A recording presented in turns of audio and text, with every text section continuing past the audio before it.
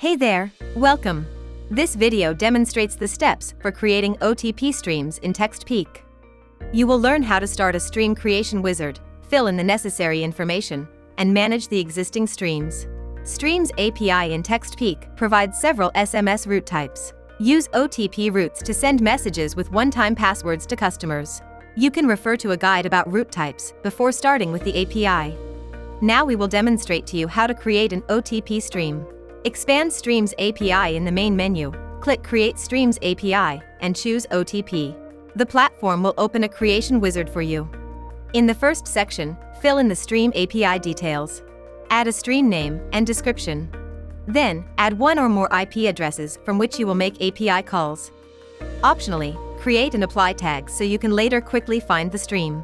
Proceed to the default sender field. Here, you can choose Customize to select a specific sender ID in each request, select a sender ID from the list for all requests, or add a new one and use it. Then click Save and Next. This saves a draft, so you can return and edit each step later. In the second step, you define how to proceed with the OTP code. You can choose to generate it yourself or let CommPeak do it for you.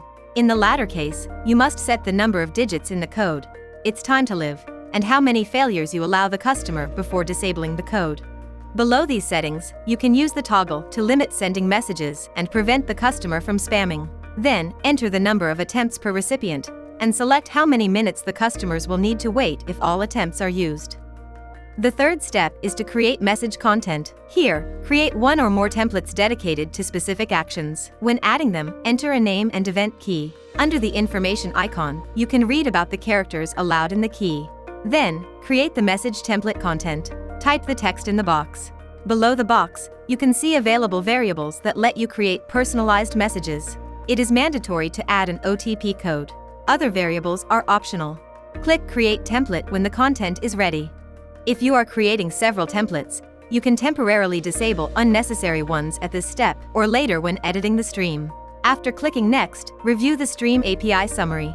You can find the requests preview on the right. If needed, copy the endpoint or body of the authentication or verification request right away. After you click Create Stream, a pop-up window will show your authorization token. Copy it, and then mark it Done. Your stream is added to the list and you can start running your API requests. Now, see how you can manage your streams on the Streams API page. In the Action column, several controls for managing streams are available.